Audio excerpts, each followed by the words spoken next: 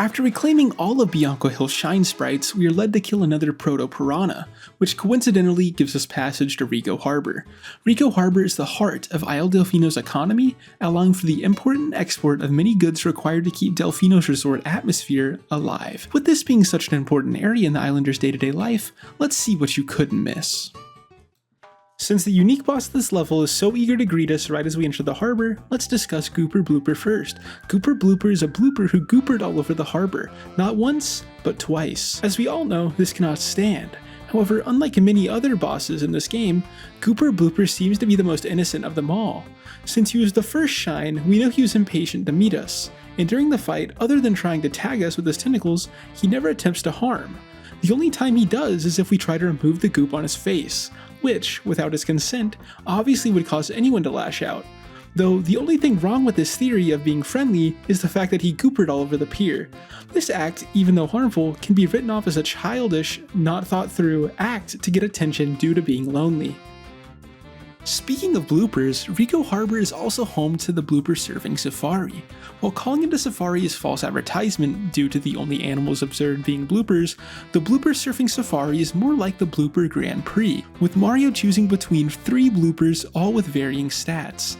The oddity with this event, however, is its location. To enter the race, we must enter the sewer system of Rico Harbor. This is extremely odd when considering the harbor itself is more than 70% water, making it almost perfect to host a blooper race in the harbor itself. These discrepancies lead many to believe that the blooper races are done out of sight of the authorities due to the colored bloopers being a protected species under Delfino law.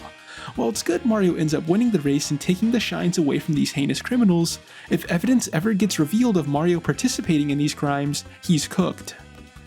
One of the most memorable shines in Rico Harbor is the Cage Shine Sprite, requiring Mario to do a bunch of acrobatics around the machinery frames in Rico Harbor, all while avoiding wind spirits and bloopers.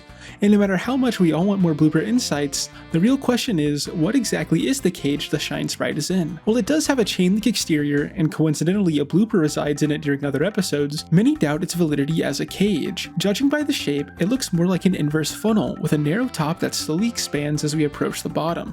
While this may seem far-fetched, if we think back to the entrance to Serena Beach, we know Delfino is home to massive varieties of their common fruit. These enlarged fruit size is almost a perfect match for the top of our cage in Rico Harbor.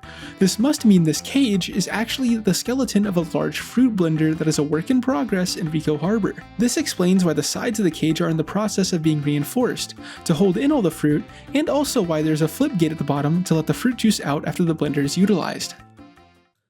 The Secret of Rico Tower is the only secret stage in Rico Harbor, and as we saw in Bianco Hills, also gives us insight into Shadow Mario's psyche. The entirety of the secret level is made out of toy-like wooden blocks, all rotating and spinning. The blocks clearly represent looking back into one's childhood, while them rotating is a clear indicator that their childhood was turbulent. This must mean that while Shadow Mario was creating the secret, he mentally was reliving whatever childhood troubles led him down this path of villainy. One of the most normal variety enemies in Rico Harbor are the Cheep Cheeps. These creatures simply jump out of water over and over again in place, hoping that a seagull will jump in its mouth for sustenance. While this is a very ineffective way to gather food, Cheep Cheeps in Rico Harbor actually have another reason they jump so often. This is due to every Cheep Cheep's extremely absorbent skin. If the Cheep Cheeps stay in water for too long, all of that water absorbs into their skin and causes extreme bloating. This is not only bad for the Cheep Cheep's ability to catch seagulls, but also causes a weird symbiotic relationship to form. As we all know, the Bloopad's whole purpose for living is to turn into a pad for Mario to jump off of. A way they do this is from draining Cheep Cheep's bloating, giving them more mass so they can fulfill their purpose in the world, while also saving Cheep Cheep's from a bloated fate. And that is the end of this video. If you enjoyed, you know what to do.